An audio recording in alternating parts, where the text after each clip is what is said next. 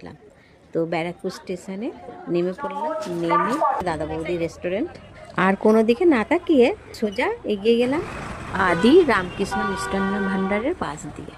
এই মাম দেখ, এই তো দাদা বৌদি রেস্টুরেন্ট। যাই বলো, এতক্ষণ লাইনে দাঁড়ানোর পর এই লুকটা দেখে মনটা ভালো হয়ে গেল। অবশেষে হ্যাঁ, ঠিকই দেখছো, এয়ারপোর্টের সাইডে দাদা বৌদির নতুন আউটলেট খুলবে। এটা আমি দেখেও চমকে গেছিলাম। খিদে পেয়েছে, চল তো শুরু করি। সবে মাত্র ফিশ ফ্রাই এলো, এখনো কত কিছু অর্ডার করেছি। ফিশ ফ্রাইয়ের কাটিংগুলো বেশ বড় বড় ডায়মন্ড শেপ কাটিং দিয়েছে, এটাই আমার সব থেকে ভালো লেগেছে। মা গরম। ফিশ ফ্রাইটা খুব টেস্টি আছে। আর ড্রামস্টিকটা খেয়ে দেখো।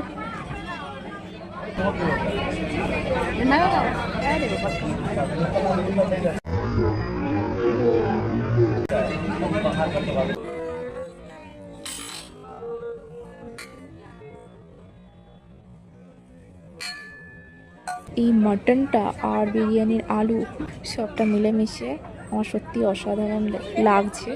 এছাড়া আর কিছু বলার নেই, জাস্ট খেয়ে এবার পেটটা মোটা করতে পারলেই বাঁচি।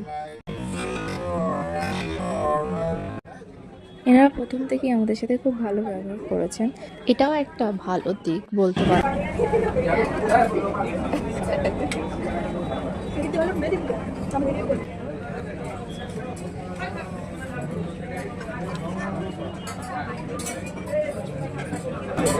আনন্দ লাগছে।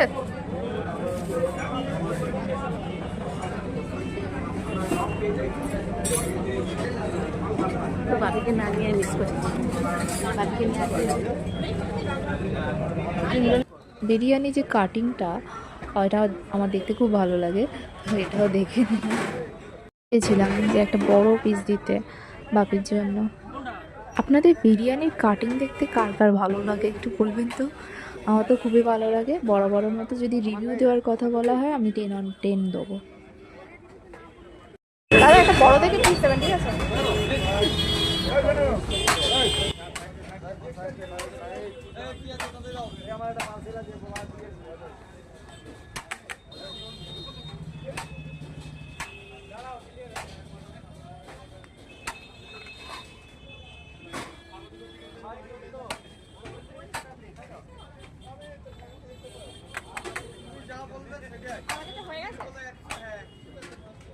নিয়েছো, দেখাও।